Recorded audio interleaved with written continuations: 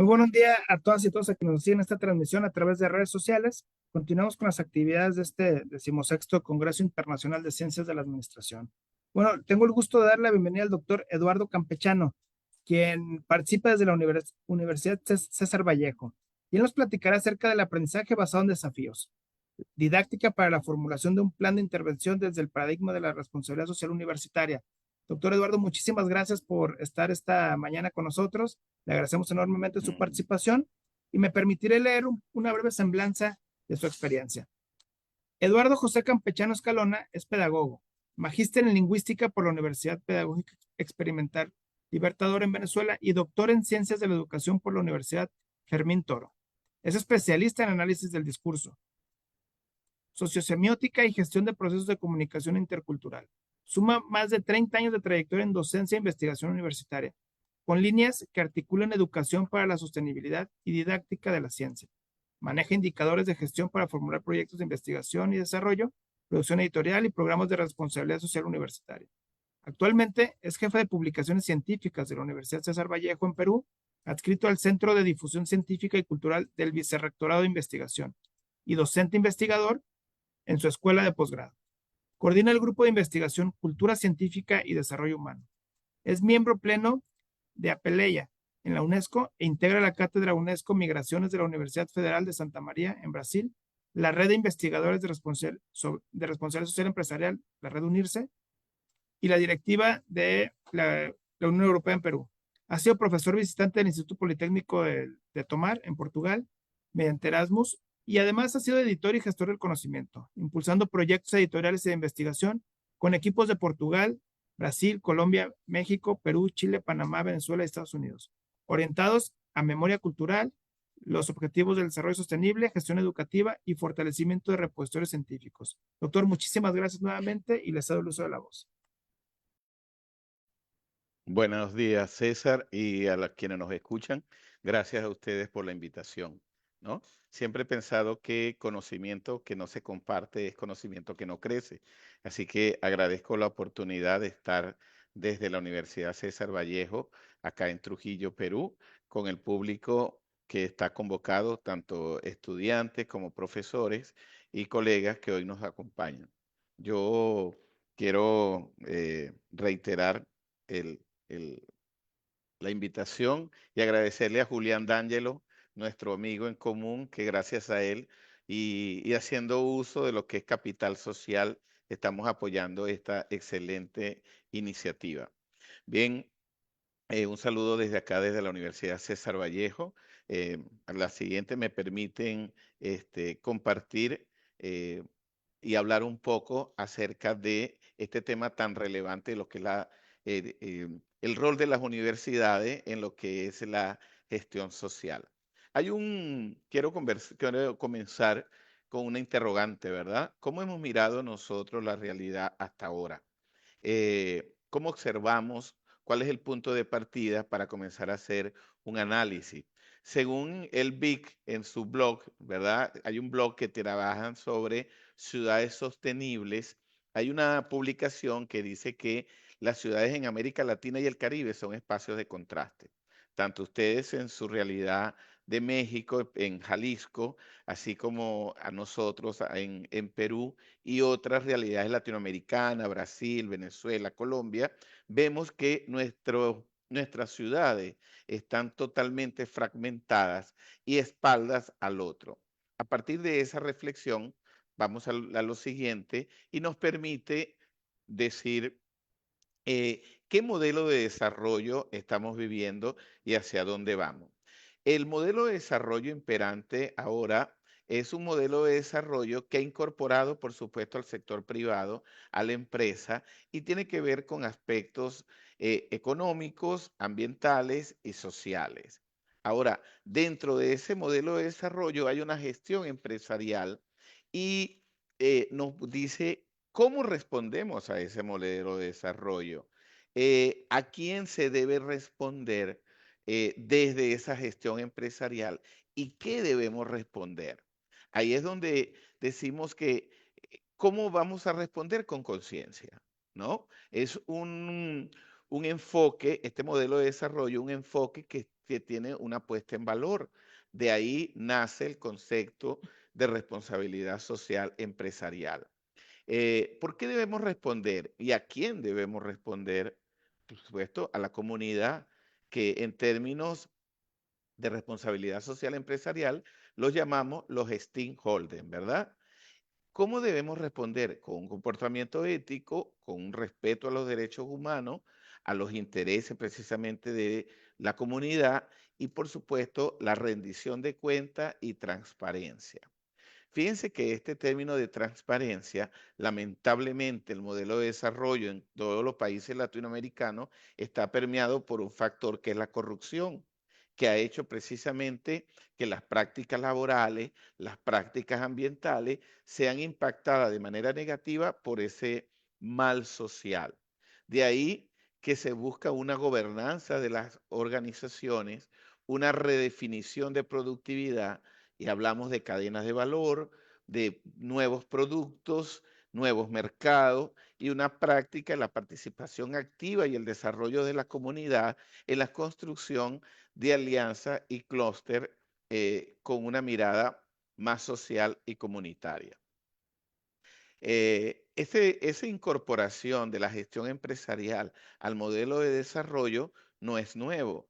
En la siguiente lámina tendremos nosotros precisamente cómo surge este modelo de desarrollo y ustedes pueden observar una línea de tiempo y partimos precisamente desde la Declaración de los Derechos, la Declaración Universal de los Derechos Humanos después de la Segunda Guerra Mundial. Hay varios periodos que es muy significativo a la hora de hablar de responsabilidad, sostenibilidad y por supuesto de ética empresarial. Eh, todos conocemos, y ya que estamos en un congreso del área de administración, lo que es la OCDE, ¿verdad? La Organización para la Cooperación y Desarrollo Económico, que surge precisamente en los años 60.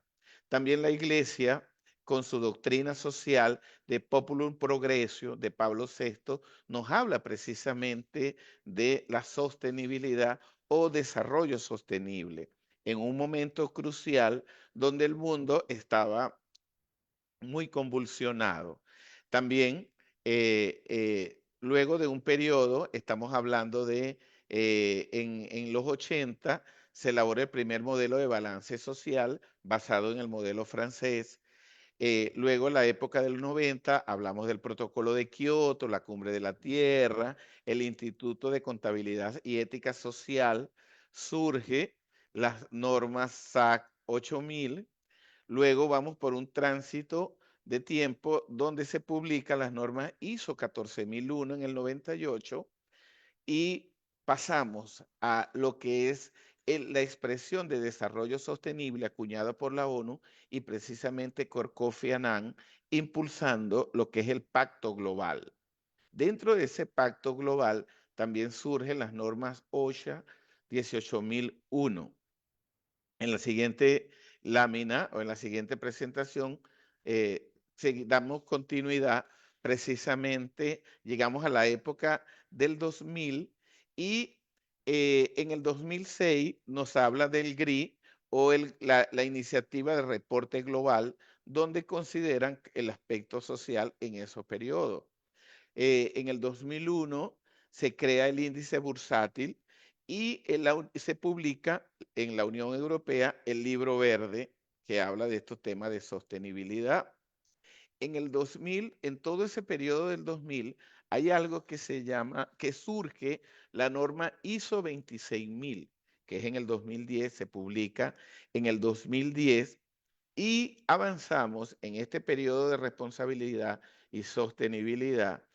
Nos encontramos en junio la encíclica Laudato Si del Papa Francisco y por supuesto en septiembre del 2015, después de establecer los objetivos del milenio en el 2000, ha evolucionado a lo que es la Agenda 2030 y los 17 Objetivos del Desarrollo Sostenible que cada uno de ustedes conocen y que faltando 5 años, este tipo de evento nos permite revisar qué estamos haciendo, cuál es el papel de la universidad y de la sociedad civil organizada en ese cumplimiento de la Agenda 2030 y, por supuesto, de los gobiernos locales, regionales y de todas las naciones.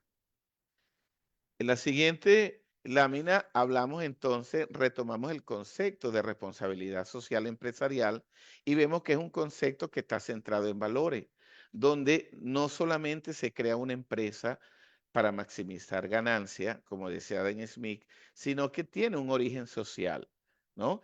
Esa empresa va a generar beneficios, por supuesto, al entorno y tiene un sentido ético.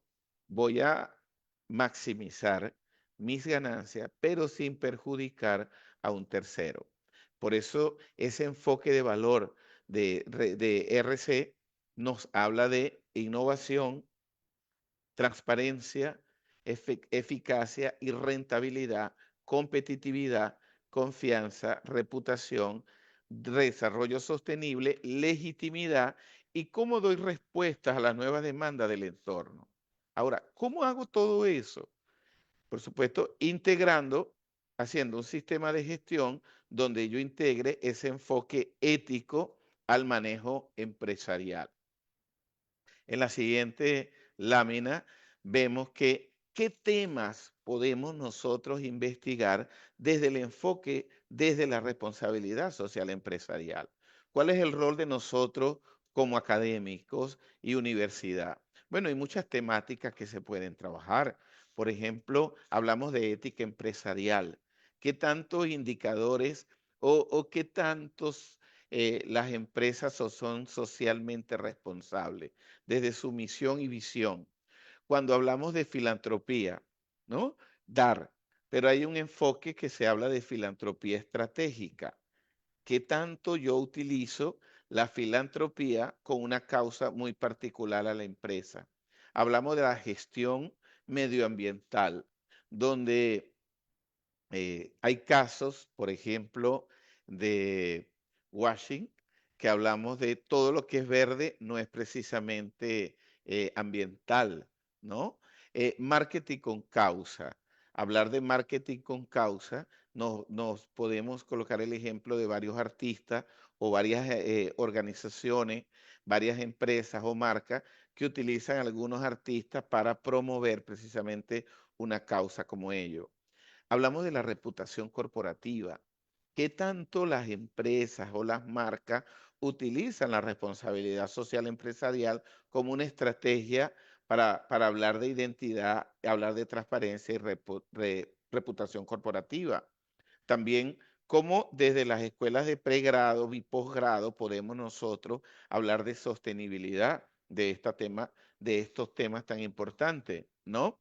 ¿Cómo en el debate político aparece este tema? ¿Cómo podemos analizarlo desde una escuela de administración, desde una maestría en gestión pública o en comunicación? Cuando hablamos de gestión de la sostenibilidad o triple cuenta de resultados. Por otro lado, tenemos lo que es la auditoría social. ¿Está la comunidad realmente formada y preparada para hacer auditoría social? ¿Qué indicadores nosotros podemos trabajar? ¿Sí? Hablar de capital social o capital relacional. Este evento, le comentaba a César, es un ejemplo de lo que es capital social y capital relacional. Cómo nos hemos apoyado, colaborado para estar precisamente aportando ideas para este congreso sumamente relevante.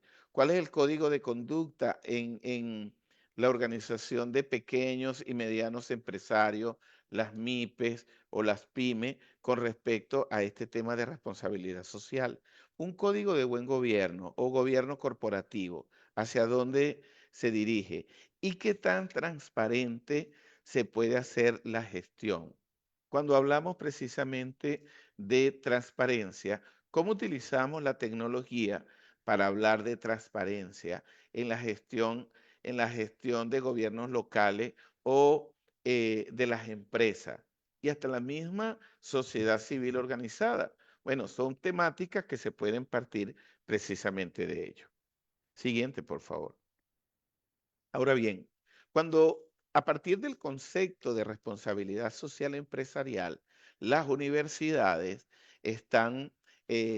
tienen dentro de sus funciones no solamente la docencia, además de la docencia, la gestión y la investigación, hay una función esencial que es la extensión, ¿verdad? Es una función totalmente académica y que en la Universidad Latinoamericana, a diferencia de las universidades europeas, nosotros, cuando se da la reforma de Córdoba en la época en 1930, reclama que la universidad tiene que mirar más hacia el entorno, ¿no? No ser un claustro ni encerrado.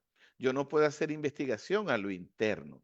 Yo tengo que hacer investigación con impacto social, la pertinencia de las líneas de investigación. Y surge precisamente un concepto que se habla de responsabilidad social universitaria y apunta a una reforma institucional. Por ejemplo, nosotros en Perú tenemos dentro de la ley de universidades, tenemos la responsabilidad social universitaria. Aquí, tanto las universidades públicas como las universidades privadas deben fomentar y fortalecer la responsabilidad social universitaria. ¿Cómo logramos precisamente esa responsabilidad social universitaria? Está centrada en un aprendizaje ético. ¿Cómo impactamos en el entorno? ¿Cómo se da esa formación profesional? A través de una metodología pedagógica que se llama aprendizaje-servicio. Cómo desde tu área de conocimiento, desde tu área de saber y de formación, puedes impactar precisamente en el entorno. Y ahí hablamos de que dentro de esa reforma, hacer cambios organizacionales dentro del funcionamiento del gobierno universitario. Eh, ver qué se está enseñando, qué tan significativo es, revisar esos perfiles de egresados, actualizar las líneas de investigación y articularla precisamente con los planes de desarrollo de los gobiernos locales o gobiernos regionales. ¿Por qué? Porque desde las universidades, nosotros podemos apoyar las iniciativas de desarrollo social sostenible que puedan surgir desde la sociedad civil organizada. Por ejemplo, desde, desde los colegios profesionales, desde las ONG, desde los gremios, como por ejemplo Cámara de Comercio, Cámara de Industriales y de otras universidades también. ¿Cómo podemos aliarnos e impulsar investigación que tenga que ver con desarrollo sostenible? Es decir, eh, energías limpias, trabajar con los océanos, trabajar con poblaciones vulnerables, trabajar, por ejemplo, cuando hablamos de trabajo decente, cuando nosotros queremos hablar precisamente, decir de, bueno, vamos a hablar de acción por el clima, cómo no establecemos alianza para el cumplimiento de la Agenda 2030, cuando hablamos precisamente del hambre cero, no es que vamos a erradicar el hambre, pero sí fomentar desde las universidades espacios de investigación para fortalecer precisamente eso. Siguiente. ¿Y por qué hablamos en la siguiente lámina? ¿Por qué hablamos de el papel social que tienen las universidades? Bueno, la Universidad de Guadalajara, la Universidad César Vallejo y las otras universidades que están representadas acá por los diferentes panelistas y ponentes que nos acompañan, pertenecemos a diferentes universidades, pero se supone que en las universidades está la mayor concentración de capital intelectual y cognitivo. ¿Por qué? Porque estamos formando profesionales. Entonces, ¿qué debe haber en la universidad? La universidad con la investigación, con la docencia, con la extensión, debe responder precisamente a esa demanda social no satisfecha de algunos sectores que son vulnerables, de algunos sectores que tienen poco acceso a la información, a servicios básicos, pero queremos mejorar su calidad de vida. Queremos darle un poco de bienestar a través del conocimiento. Si bien muchas universidades, ¿verdad? No tienen el poder político. El conocimiento científico es una fuente de poder y nos permite ampliar la visión de mundo de esas personas a través de la educación continua, de formación de talleres, diplomados, apoyar precisamente esas iniciativas y sensibilizar a los estudiantes precisamente de cómo a través del conocimiento pueden impactar de manera positiva en el entorno, que no es otra cosa que incrementar el capital social. Y fíjense que estamos en una escuela de administración y hablando precisamente de capital social. ¿Qué entendemos nosotros por capital social? Siguiente, por favor. El capital social es un concepto que nos dice que cuando nosotros compartimos valores, podemos trabajar en red. Por ejemplo, la red reunirse en la red de universidades de la por la responsabilidad social empresarial. También somos investigadores que apoyamos precisamente toda esta temática. Pero para que trabajar en red tenemos no solamente compartir valores, sino normas de confianza y actitudes que hay precisamente para ello, ¿no? Nosotros, en mi caso, he estado desarrollando un trabajo, hicimos un análisis de las iniciativas de la sociedad civil organizada entre Perú, Colombia y México acerca de qué tanto se está haciendo para el cumplimiento de la Agenda 2030 y, y un análisis que habíamos hecho era precisamente sobre capital social. Y entre los tres países, el término gobernanza y capital social entre Perú, Colombia y México, fíjense que México es uno de los países entre los tres que mayor conciencia y concepto tiene de la aplicación del término gobernanza que se desprende precisamente del capital social. ¿Por qué?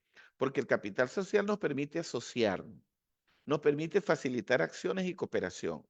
Y en la medida en que yo pueda incorporarme a equipos de trabajo y redes, voy a generar beneficios individuales y colectivos. ¿Por qué razón? Porque las debilidades que yo pueda tener en mi comunidad, en mi organización o como profesional, las puedo fortalecer en la medida en que entro a una red de trabajo y que podemos todos aportar desde el área que sabemos. Por eso es que hoy en día, con una realidad tan compleja, se demanda precisamente equipos multidisciplinarios e interdisciplinarios. ¿Por qué? Porque, por ejemplo, un tema como la corrupción o un tema como la pobreza tiene múltiples factores, es multivariable. Entonces se necesita equipos multidisciplinarios para dar respuesta a eso. Entonces, es una respuesta desde lo individual, sectorial y, por supuesto, nacional. ¿Y para qué nos sirve el capital social? Precisamente es la base para el diseño de políticas públicas y que todo en sí salgan beneficiados. Siguiente. Ahora, dentro del marco conceptual de desarrollo sostenible, cuando nosotros tenemos como un objetivo evaluar el crecimiento, ¿qué tanto está creciendo una sociedad? ¿Qué tanto está creciendo una empresa? ¿Qué tanto está creciendo precisamente una región o país? Ese crecimiento debe apuntar a la equidad con las mejores condiciones para todos. Aunque suene utópico, desde las universidades nosotros podemos impulsar precisamente esa equidad a partir del conocimiento. ¿Y qué buscamos? La sostenibilidad. Ahora, ¿cómo vamos a lograr precisamente eso? ¿No? A partir de un diagnóstico podemos decir, bueno, ¿qué tanto estoy creciendo con respecto a nivel internacional? Por ejemplo, México y Perú compartimos algo que es la Alianza del Pacífico.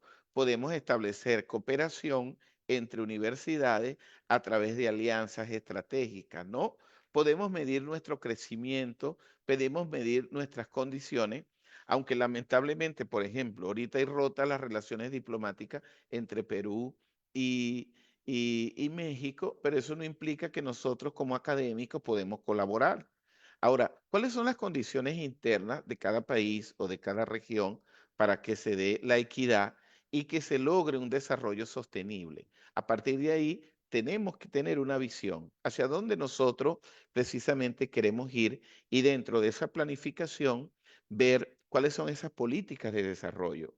Como universitarios, como académicos, como investigadores, cómo podemos nosotros aportar a esas políticas de desarrollo.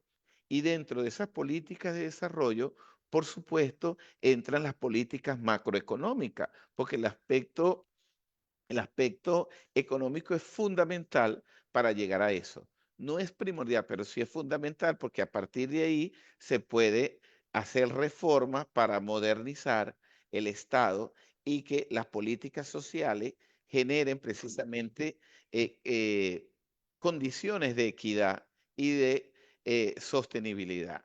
Y a partir de una planificación vienen, por supuesto, la acción. ¿Y cómo la voy a materializar? A través de estrategias. Entonces, esas estrategias de inversión van a sectores competitivos. ¿Qué nos dice la investigación? Mire, ¿qué nos dice la investigación en el área de gestión social? Por ejemplo, si nosotros vamos desde un enfoque de género, vemos que en nuestra realidad latinoamericana, la mayoría de los hogares está dirigido por mujeres. Y las investigaciones nos dicen que cuando la mujer tiene mayor acceso a servicios de educación, tan mejores preparadas, los hijos tienen un 60% de ser más exitosos. ¿Por qué? Porque la madre influye en la personalidad y en la actitud de sus hijos.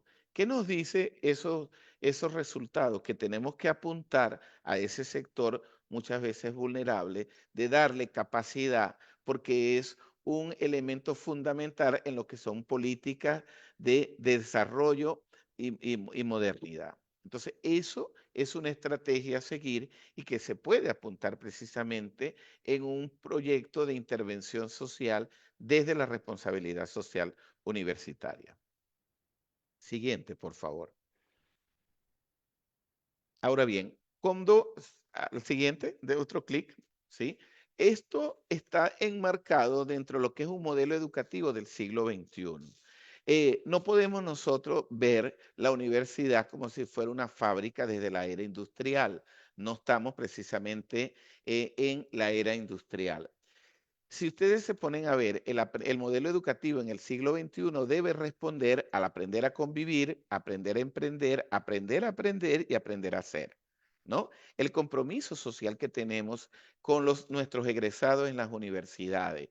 ¿Cómo es esa capacidad para buscar información y aplicarla? Un modelo lo tenemos, el premio Nobel de Economía de este año, del 2025, nos habla precisamente, es un historiador de economía y dos economistas, y nos hablan de un concepto novedoso que es destrucción creativa, que no es otra cosa que para romper un paradigma surge una nueva realidad. Y hay una comparación de cómo, por ejemplo, la aeroindustrial que se da en Inglaterra y se da en Francia es consecuencia precisamente de la ilustración, la aplicación de las ideas. ¿Qué nos dice eso? Que desde las universidades debemos impulsar investigaciones y conocimiento con pertinencia social. ¿Por qué? Porque tenemos que aprender a hacer, manejarnos con ética, con compromiso social y la investigación como una estrategia de análisis y pensamiento para resolver problemas. Dentro de este contexto, vamos a lo siguiente. Es cuando, siguiente, por favor, ¿verdad? Hablamos de generar competencias investigativas y ahí entra el aprendizaje basado en reto. ¿Qué es el aprendizaje basado en reto? Es una metodología activa de enseñanza que promueve el aprendizaje reflexivo y cívico. Es decir, yo voy a partir de mi realidad más cercana para poder analizar un problema y darle respuesta. Dentro del aprendizaje basado en retos o basado en desafíos, autores como Malby, Rambe y Luxby nos dice que es estimular las experiencias en un lugar de trabajo real como es nuestra realidad social más cercana, donde se debe trabajar en equipo multi y disciplinario para tomar decisiones y ejercer el liderazgo con conocimiento ético y aportar a ideas. ¿Qué se activa dentro del aprendizaje basado en reto? el saber conocer, cómo aplico yo el conocimiento, el conocimiento científico, cómo lo instrumentizo y cómo me sensibilizo con el entorno y por eso mi investigación es más pertinente y tiene mayor impacto social. Desde mi experiencia en la escuela de posgrado y en pregrado, esta metodología la aplico mucho y me ha llevado precisamente a la formulación de programas de RCU. La siguiente, por favor.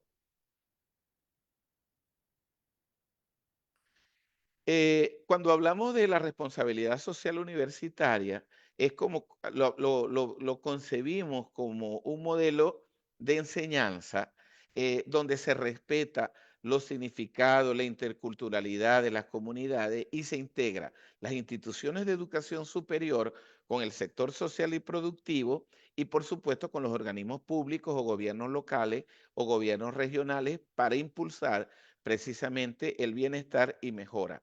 Aquí nos alineamos todos los triples resultados para tener un mayor impacto en el entorno.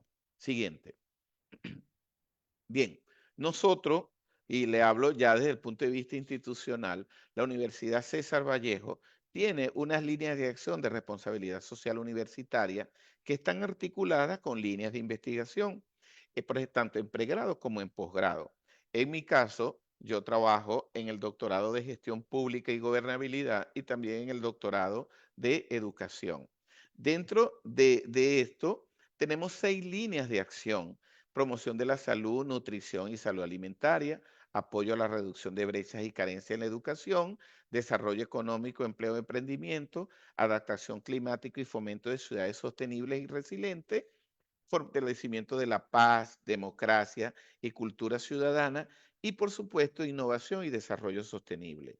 Entonces, los proyectos que hacemos de RCU tienen que estar alineados a esto conjuntamente con las líneas de investigación. Siguiente. Impulsamos procesos de investigación donde el estudiante primero reflexione desde su entorno y cómo va a impactar a partir del diseño o la creación de un plan de intervención desde el enfoque de RCU. ¿Por qué? Porque toda investigación, en todo proceso de investigación, los niveles de conocimiento van desde la reflexión, por supuesto, hacia la creación, ¿verdad? En la siguiente lámina, a partir de estos procesos, tenemos la siguiente lámina. Bien, estos son los proyectos que fueron creados por un grupo de mis estudiantes a partir de toda la explicación y este modelo que les he dado. Por ejemplo, estos son los títulos, ¿verdad? Un futuro digital e inclusivo, rompiendo barreras, creando oportunidades. ¿Qué se busca ahí? El objetivo era precisamente el diseño de un plan de intervención que promueva la inclusión digital de estudiantes universitarios con discapacidad, especialmente sordoceguera. ¿Quiénes van a ser las instituciones beneficiarias? La Asociación de Sordociegos del Perú.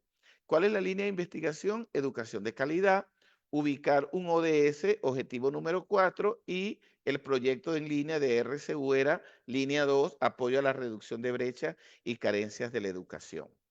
Hay otro que tiene que ver con educación intercultural para fortalecer los saberes ancestrales del pueblo originario Cucama en una institución educativa en Loreto. Loreto es una región que queda en noreste, una selva, se llega por vía lacustre o vía aérea y hay muchas comunidades originarias.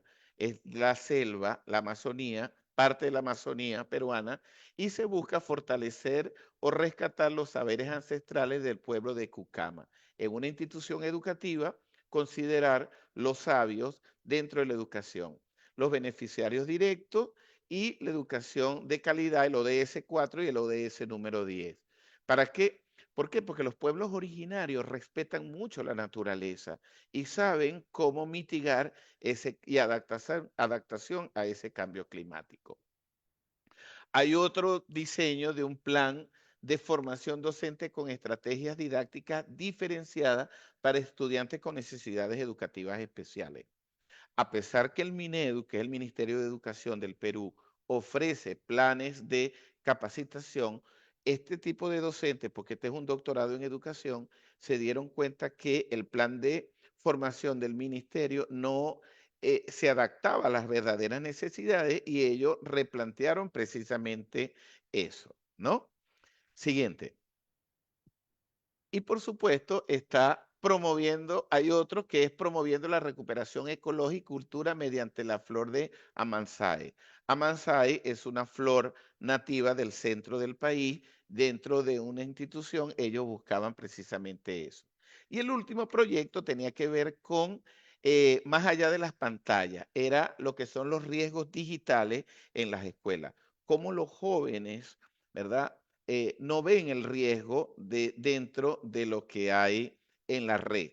Por ejemplo, estamos viendo las noticias que a través de los de los juegos digitales como Roblox se hacen pasar para la trata de personas, para el secuestro, entre otras cosas. Hacia eso nosotros estamos apuntando. Siguiente lámina. Y con esto quiero terminar, ¿verdad? Para darle pase a las preguntas e inquietudes y ajustarme al tiempo. Todo este modelo de educación hacia la sostenibilidad, partiendo del programa de RCU, de una u otra forma, queremos apuntar y queremos validar la frase que nos dice Kofi Annan cuando dice que la educación no solo enriquece la cultura, es la primera condición para la libertad, la democracia y el desarrollo sostenible. Así que yo aplaudo esta iniciativa de la Universidad de Guadalajara y mi anfitrión, en este caso César Omar Mora, por haberme invitado y contribuir precisamente al debate de ideas de lo que es la gestión social y el papel de las universidades dentro de este enfoque. Muchísimas gracias. No, al contrario, muchas gracias, doctor Eduardo, por esta tan interesante charla. Y bueno, sin duda hay mucho que hacer, ¿no? En las universidades para fomentar este tipo de enfoques. Hay algunas preguntas que nos hacen y se las quiero plantear. La primera es, ¿qué distingue al aprendizaje basado en desafíos del aprendizaje tradicional dentro de la educación superior? Bueno, cuando hablamos de aprendizajes tradicionales, que muchas veces en las universidades, lamentablemente, hay muchísimas clases expositivas, y el rol del estudiante es totalmente pasivo. Cuando hablamos de metodologías activas, es una estrategia de aprendizaje centrada en el estudiante y que se sensibilice más con el entorno, que a partir de su realidad social la traiga dentro del salón de clase para poder entonces reflexionar y debatir. Y hablamos de aprendizaje basado en desafío, es fortalecer y fomentar las competencias investigativas en nuestros estudiantes y también en nuestros docentes, ¿no? Cómo llevar la teoría a la práctica, contextualizar esa teoría al entorno. Perfecto. Otra pregunta que nos hacen es, ¿por qué es importante que las universidades adopten modelos didácticos que promuevan la intervención social y no solo la transmisión de conocimientos? Porque, mira, es muy interesante eso que preguntan. ¿Por qué? Porque la universidad se debe abrir al entorno, ¿no? Porque nosotros tenemos como académico y universitario, la universidad forma profesionales, pero esos profesionales tienen que tener una conciencia ética del impacto que puedan generar en el entorno.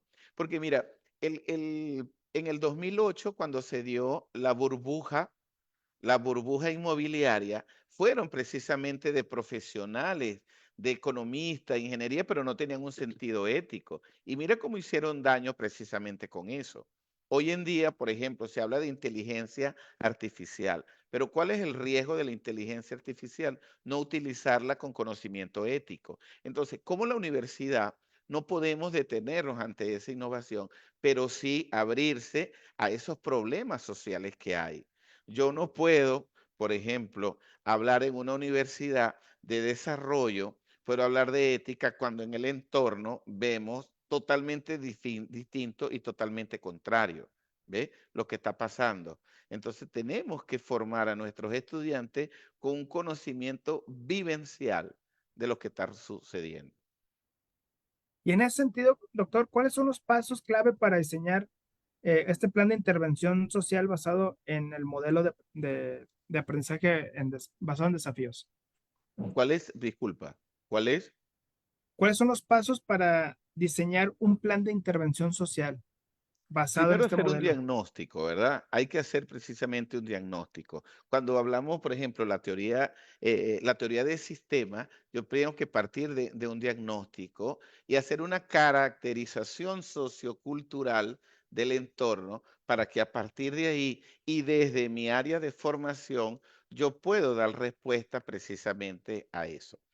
Les pongo un ejemplo. Mire, el año pasado yo tuve un grupo de administradores y contadores e ingenieros que estaban trabajando y unos tetra. Y estábamos viendo cuál era el costo económico de los embarazos precoz, de los embarazos en los adolescentes. Cómo eso afectaba, ¿verdad?, al presupuesto de las municipalidades por las postas de salud. Entonces, ¿por qué debería funcionar un plan de educación preventiva, educación médica, prevenir el embarazo, porque eso tiene un costo social y un costo económico?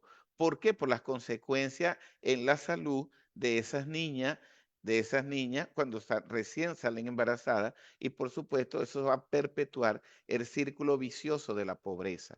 Entonces, por eso es bueno hacer un diagnóstico sociocultural y a partir de ahí, desde mi área de formación, poder intervenir. Una pregunta más, doctor. ¿Qué criterios se pueden usar para seleccionar los desafíos o las problemáticas sociales que se abordan en una clase? Este, Uno, primero es qué tan pertinente es el problema y qué tan factible pudiera ser el desarrollo de esta propuesta de solución, ¿verdad? Porque en investigación, acuérdense que tenemos problemas sociales, pero muchas veces escapan de nosotros.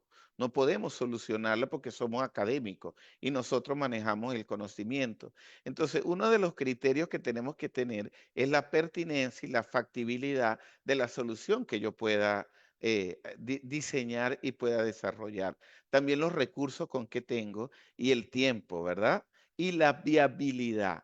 ¿Qué tan viable es que yo pueda diseñar una propuesta de solución? Por ejemplo, lo que yo acabo de mostrarle, esas son propuestas que diseñamos en conjunto con la sociedad civil organizada, ¿verdad? Se hace la propuesta, se conversa con ellos y se les da, pero ellos también coparticipan precisamente en eso para que se sienten involucrados. Porque si no participan, nosotros nos estamos imponiendo y esa no es la idea. La idea es que la comunidad también participe en el desarrollo precisamente de esa solución, porque ellos tienen un aspecto muy importante, que es el conocimiento del mundo, el conocimiento de esa realidad social. Y nosotros desde la universidad podemos alinear nuestro conocimiento académico con ese conocimiento social. ¿Sí? Y en ese sentido, doctor, ¿de qué manera este aprendizaje basado en desafíos puede transformar la cultura institucional de una universidad hacia hacerla más socialmente comprometida?